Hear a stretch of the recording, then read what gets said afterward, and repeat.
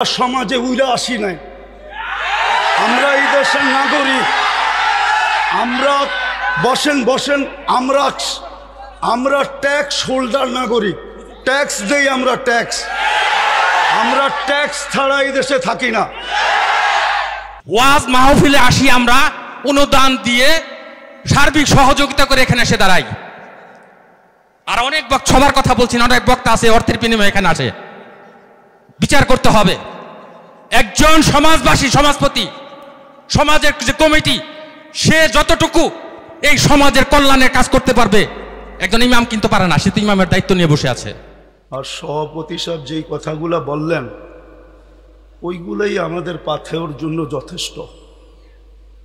কেননা ওনারা আমাদের দেশের কর্ণধার, ওনাদের কৃপাই আমরা বেঁচে আছি। ওনাদের কৃপা যদি না থাকতো তাহলে হয়তো আমরা দেশে থাকতেও পারতাম না, বা দেশে থাকতামও না। কোথায় থাকতাম আল্লাহই জানে। বিদায় আমি কথা লম্বা করতে চাইতেছি না। আমিও আপনাদের কাছ থেকে বিদায় নিতেছি।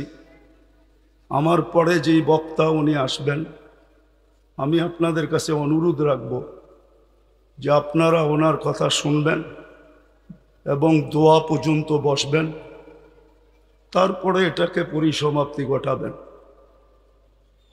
বলে আমি আমার কথা শেষ করলাম। ওমা আলাইনা ইল্লাল বালাগ।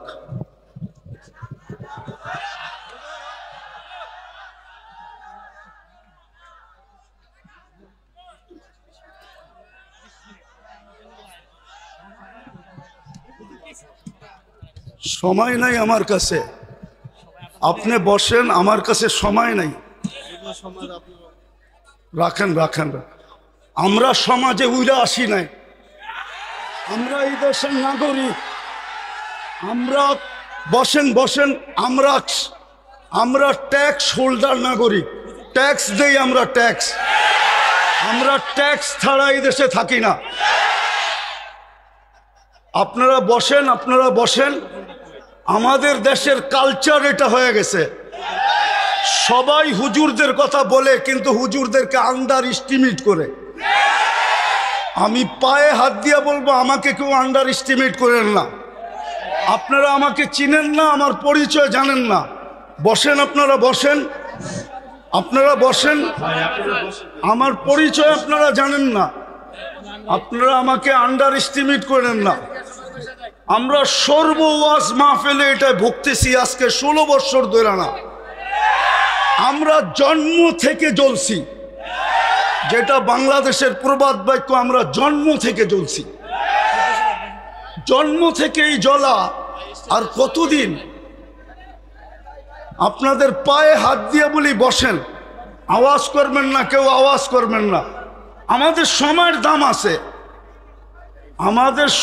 দাম আছে, এরকম যে আমাদের সময়ের দাম নাই, বা আমাদের এইটা কইরা খাইতে হবে এরকম কোনো জরুরি না যে আমাদের ওয়াজ করেই খাইতে হবে। আমাদের খাওয়ার অনেক ব্যবস্থা আল্লাহ রেখা দিছে। যেই আল্লাহ আমাকে জন্ম দিছে, উনি আমার খাওয়া তৈরি করেন নাই না? খাওয়া ছাড়া আমাকে দুনিয়াতে পাঠায় দিছে যে আমাদেরকে এইভাবে করে খাইতে হবে। আপনাদের পায়ে হাত দিয়া বলি, আওয়াজ করবেন না।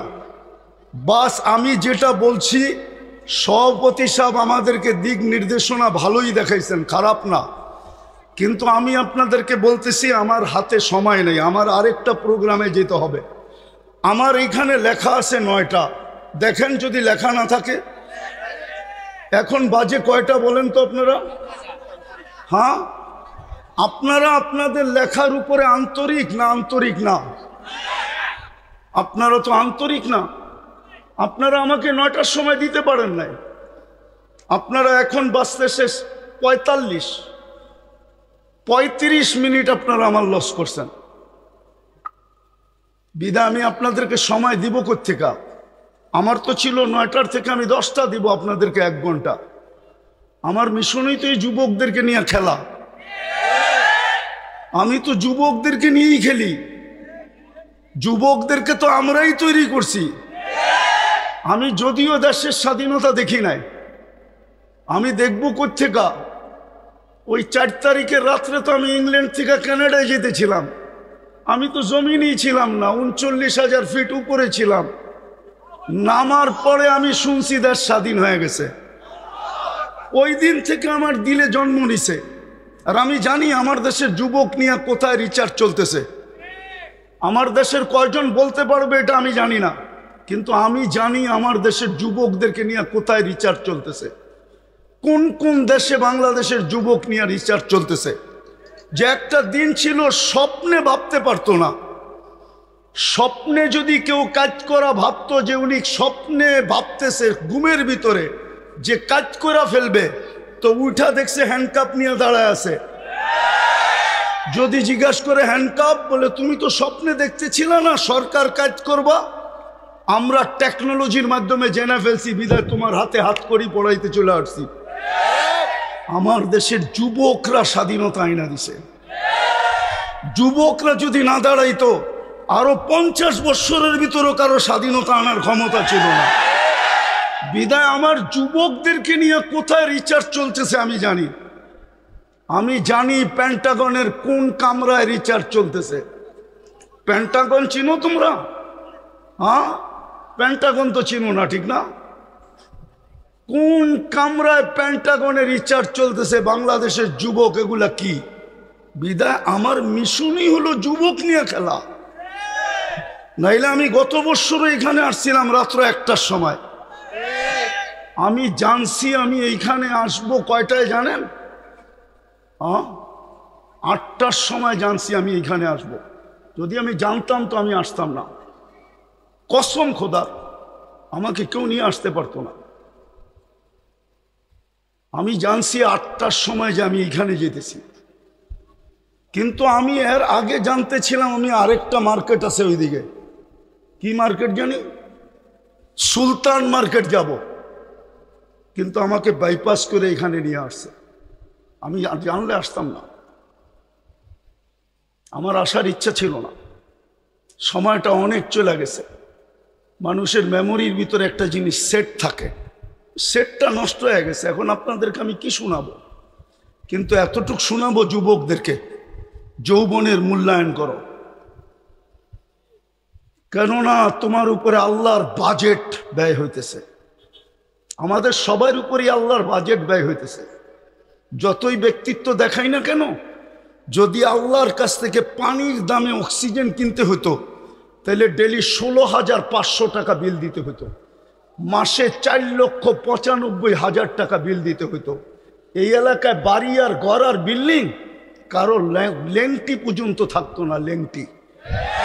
বিদায় তোমাদের পায়ে হাত দিয়ে বলি, যৌবনটাকে মূল্যায়িত করো। অমূল্য রত্ন আল্লাহ দিছেন। পুরুষকেও বলি পুরুষত্বের মূল্যায়ন করেন, মা বোনদেরকে বলি মাতৃত্বের মূল্যায়ন করেন। চলে যেতে হবে কালকে আল্লাহর কাছে। দুনিয়ায় কয়দিন? দুনিয়ার বাহাদুরি কয়দিন? হাতে আছে যতদিন, বা আপনি বাইচা আছেন যতদিন। নাইলে অতীতেই তো দেখতাম তেল মারতে মারতে মারতে মিডিয়ালারা তেলের দাম বাড়ায় দিছিল। বিনা তেলে কিভাবে পাকাইতে হয় এটা পত্রিকায় লিখতে শুরু করছে। আজকেও দেখতেছি স্বৈরাচার বলতে বলতে গলা শুকায়া ফেলতেছে, মাঝে মাঝে শুকায় আবার পানিও খায়। তো চিত্র তো দেখতেছি আমাদের চোখেই। দুনিয়ায় কতক্ষণ? আমি বেঁচে আছি যতক্ষণ, অথবা আমার কাছে আছে যতক্ষণ। যেদিন থাকবে না, আমিও থাকবো না, আমার কাছেও থাকবে না।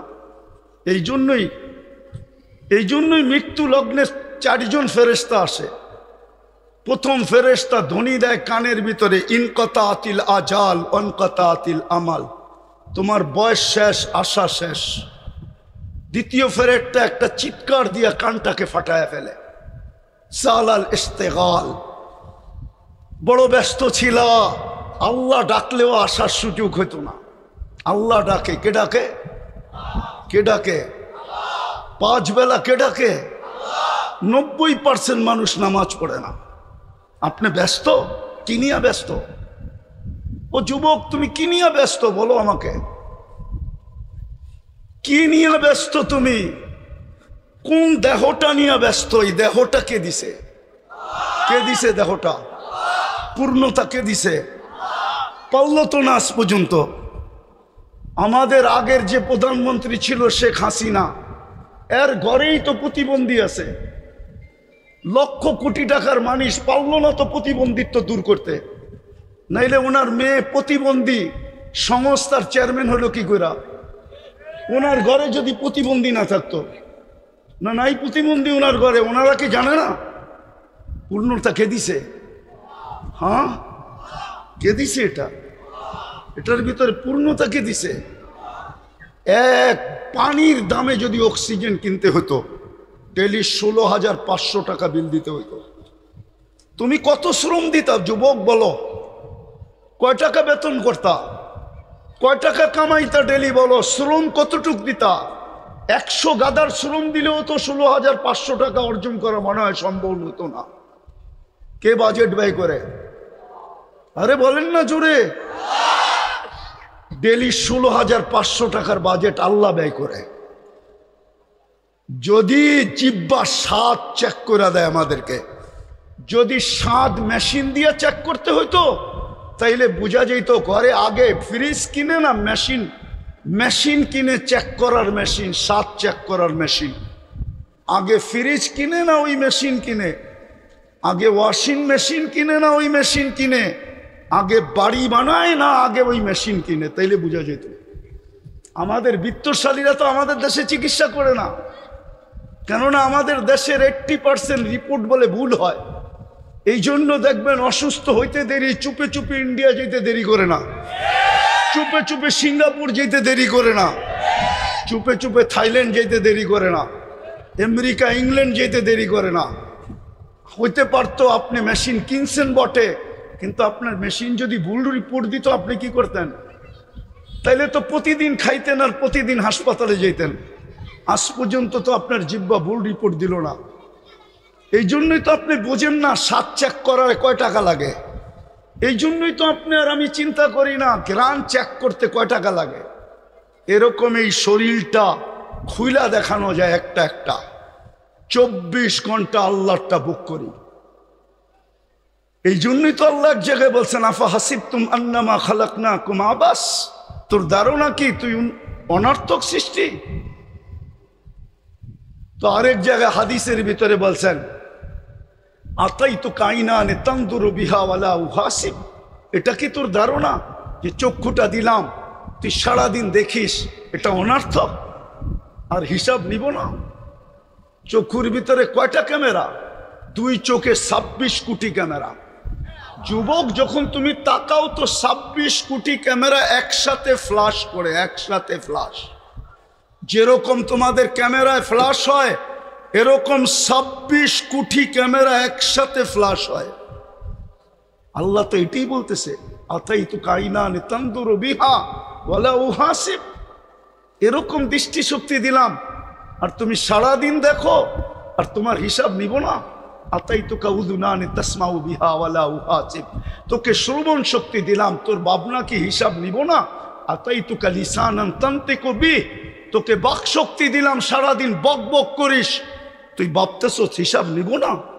শুধু হিসাব নিব না, কোরআন বলতেছে ওয়া রাকিবুন আতীদ, মা মিন কওলিন ইল্লা লাদাইহি রাকিবুন আতীদ। আল্লাহ বলে 2 চৌকিদার বসায় রাখছি, অডিও চলতেছে, 24 ঘন্টার অডিও চলতেছে। এমন কি ঘুমের ভিতরে কি বলো ওইটা অডিও চলতেছে। যদিও ঘুমেরটা ডিলেট করে দেওয়া হবে, বাকি একটাও ডিলেট হবে না। আল্লাহ বলে আতাইতুকা আকলান তুমাইয়িসু বিহি, এরকম একটা ব্রেন দিলাম যেটা দিয়ে তুমি ভালো মন্দ বোঝো, আর তুমি ভাবো তোমার হিসাব হবে না, তোমার হিসাব হবে না।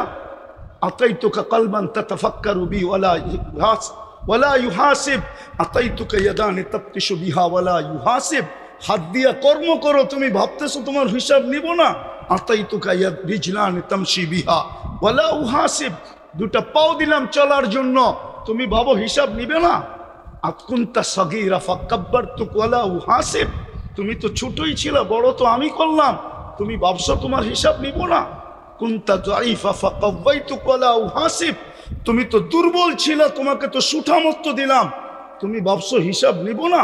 কুনতা জাহিলা ফাআল্লামতুকা ওয়ালা উহাসিব, তুমি তো অজ্ঞ ছিলা, তোমাকে শিক্ষা দিলাম, তুমি ভাবতেছো তোমার হিসাব নিব না? কুনতা মিসকিনা, তুমি তো মার পেটের থেকে অসহায় আসছিলে, ফাআগনাইতুক, স্বয়ং সম্পূর্ণ তো আমরাই করলাম, তোমার ধারণা কি তোমার হিসাব নিব না? এই জন্য বলতেছি যুবক, যৌবনের মূল্যায়ন করো, নাইলে কালকে কিন্তু হিসাব দিতে হবে। এটা দুনিয়া রঙ্গময়, যার মনে যা লয়। আল্লাহ ইচ্ছা স্বাধীনতা দিছে, দিকা ইচ্ছা মতো চলতে পারি। যদি ইচ্ছা স্বাধীনতা না দিতেন, তাহলে সারাদিন আল্লাহরটা ভোগ করবে আর আল্লাহর বিরুদ্ধে বলবে, আল্লাহর বিরুদ্ধে বলবে, আল্লাহর বিরুদ্ধাচরণ করবে। আমার সমাজের তো 90% নামাজ পড়ে না। ডাকে কে? আরে বলেন না জোরে, কে ডাকে? কে ডাকে? আল্লাহ। কে? যারটা 24 ঘন্টা ভোগ করেন উনি আল্লাহ। যার কাছে হায়াত উনি আল্লাহ, যার কাছে মৌত উনি আল্লাহ, যার কাছে সুস্থতা উনি আল্লাহ, যার কাছে অসুস্থতা উনি আল্লাহ, যার কাছে ধনী হওয়া উনি আল্লাহ, যার কাছে গরিব হওয়া উনি আল্লাহ, যার কাছে ইজ্জত দেওয়া উনি আল্লাহ, যার কাছে বেইজ্জত করা উনি আল্লাহ। ইচ্ছা করলে সকালের ধনীকে বিকালে ফকির বানাইতে পারে, ইচ্ছা করলে বিকালের ফকিরকে সকালে ধনী বানাইতে পারে। উনি আল্লাহ। শুধু এইখানেই শেষ না, দুনিয়া ভাবে কিছু, আল্লাহ ভাবে কিছু। দুনিয়া ভাবে কিছু, আমরা আল্লাহ ভাবে কিছু। হ্যাঁ, দুনিয়া ভাবতে ছিল কিছু, আল্লাহ ভাবতে ছিল কিছু। আল্লাহ যেটা চায় ওইটাই হয়। তো ওই আল্লাহ ডাকে, শুধু এইখানেই শেষ না, 99 পদের মালিক আল্লাহ ডাকে। 99 পদের মালিক আল্লাহ ডাকে। তর্জমা তো দেখে না, খালি নিজেরটা দেখি, আল্লাহর পরিচয় তো দেখি নাই। এই মজমা এক যুবকও নাই যে 99 নামের অর্থ দেখছে। এই স্টেজেও কেউ নাই 99 নামের অর্থ দেখছে। কোত্থেকে আল্লাহ চিনবে? অফিসের সামনে তো পদবি লেখা থাকে, এই পোস্টারেও তো পদবি লেখা আছে পরিচয় হিসাবে। আল্লাহও তো নিজের পরিচয় দিছে 99 নাম দিয়া, হুয়াল্লাহুল্লাযী লা ইলাহা ইল্লা হু। আল্লাহ নিজের পরিচয় দিছে, আমি আল্লাহ কে ভালো মতো দেখ, তাইলে তোর বিবেকের পর্দা খুলবে, নাইলে একদিন দুনিয়ার জীবন শেষ হয়ে যাবে। আজকে সূর্য এই এলাকায় বলতে বলতে ডুবছে, লান আউদ ফি হায়াতিকা আবাদা। হতে পারে কালকে তোমরা কেউ আমাকে উঠতে দেখবে না। আমি দুনিয়ার শত জায়গা চিনি এই 2 চোখে। আমি একটা দেশ তো দেখি নাই এই পর্যন্ত। 103টা দেশ দেখা শেষ আমার, 60টা মহাদেশ দেখা শেষ আমার। হ্যাঁ হ্যাঁ, আমি শুধু উন্নত দুনিয়া নিউজিল্যান্ড দেখি নাই, বাকি সব দেখা শেষ। আর আল্লাহর মেহেরবানি, দেখতে বেশি সময়ও লাগে না। আমার পাসপোর্টের যে অবস্থা এখন আছে, যদিও কথা মিডিয়ায় চলে যাবে, আমার এয়ারপোর্টে গিয়ে টিকিট নিলেই চলবে। আমি বড় অহংকার করে বলতেছি না, আমি চিনি দুনিয়ার ওই জায়গা, এক রাত্রে মাটির সাথে মিশিয়ে দিয়েছেন। ওই জায়গা চিনি যে জায়গায় ঈসা আলাইহিস সালাম দাঁড়ায় জিজ্ঞাসা করছে এক রাত্রে কিভাবে সমূলে ধ্বংস করলো। তো বলছে বিতনা বিল আফিয়া আসবাহনা ফিল হাভিয়া। ফুর্তি করতে করতে ঘুমায় গেছিলাম, নিশ্চিন্তে সকালে উঠা দেখি হাবিয়া দুজকের ভিতরে। আজকে সূর্য বলতে বলতে এই এলাকায় ডুবছে। এখনো মাটিটা বলতেছে তামসি আলা যাহরি মাসিরুকা ফি বাতনি। হতে পারে এইখান থেকে উঠা কেউ বাড়িতেও পৌঁছতে পারবে না। এর আগেই শোনা যাবে হাসপাতালে নিয়ে গেছে, ডাক্তাররা ঘোষণা দিছে ডেড, চলে গেছে দুনিয়ার থেকে। হইতে পারে এরকম। এই জন্য মাটি 24 ঘন্টা বলে তামসি আলা যাহরি মাসিরুকা ফি বাতনি। আমার পিঠে চলমান, অতি সত্বর তুই আমার পেটে আসবি, তারপরে দেখবি ব্যবহার। এই জন্য আমি শেষ জায়গায় চলে আসছি। যুবক, তোমাদের পায়ে হাত দিয়া বলি, শুধু তোমাদের আয়োজন দেখে এতটুকু লম্বা করলাম, তোমাদের পায়ে হাত দিয়া বলি, যৌবনের মূল্যায়ন করো। ওই যুবক নিজেকে বানাও যাতে আল্লাহ দেখা তোমাকে বলে লাউলা শাবাবা খুশা। দুনিয়ার মানুষ তোমাদেরকে ইজ্জত দিলে কতটুক দিবে? আমি জানি দুনিয়ায় কতটুক মানুষকে ইজ্জত দেয়, কতটুক দিবে দুনিয়ার মানুষ ইজ্জত। যদি দুনিয়ার মানুষ ইজ্জতই দিত, তাইলে এখন বলতে হয় রাজনীতি কথা বলতেছি না, মনের কথা বলতেছি। হ্যাঁ, তাইলে জুলাই সনদ নিয়ে এত টাল বাহানা কোনোদিন হতো না। যদি মূল্যই দিত যুবকদেরকে, যদি জনগণকে মূল্যই দিত যে জনগণ করছে, যুবকরা করছে, তাইলে জুলাই সনদ নিয়ে এত টাল বাহানা হইতো না, এত গড়াগড়ি হইতো না, এত দাম কষাকষি হইতো না, এত ছানাছানি হইতো না, এত ফেটাফেটি হইতো না, এত চিল্লাচিল্লি হতো না। দুনিয়ার মানুষ কতটুকু দাম দিবে? দুনিয়ার মানুষ অতক্ষণ দাম দিবে যতক্ষণ তুমি চামচ হইতে পারো। বাস তোমার তরকারি বাড়া শেষ, তোমার প্রয়োজন শেষ। আমার কথা বিশ্বাস করো, আল্লাহ তোমাকে দাম দিবে যদি তুমি মূল্যায়ন করতে পারো যৌবনে। আমি হাদিস থেকে দেখাইতেছি কতটুকু দাম দিবে। আল্লাহ বলে লাউলা শাবাবা খুশা, ওই যুবকরা যদি জমিনে না থাকতো যে নিজেকে লজ্জাপতির মতো আল্লাহর ভয়ে গুটায় নিছে, তো আল্লাহ বলে লাজাল তুসামা হাদিদা, আমি আকাশকে লোহার বানায় দিতাম, আল আরদা সাফসাফা, জমিনকে তামার, ওমা আনজালতু মিনাস সামাই কাতরা ওমা আম্বাততু মিনাল আরদি হাব্বা, জমিন থেকে একটা শস্যের দানা না, আকাশ থেকে একটা বৃষ্টির ফোঁটা না, বাল আনজালতু আলাইহিমুল আযাবা সাব্বা, একের পর এক আযাব দিয়ে ধ্বংস করে ফেলতাম। আর করবেন না কেন?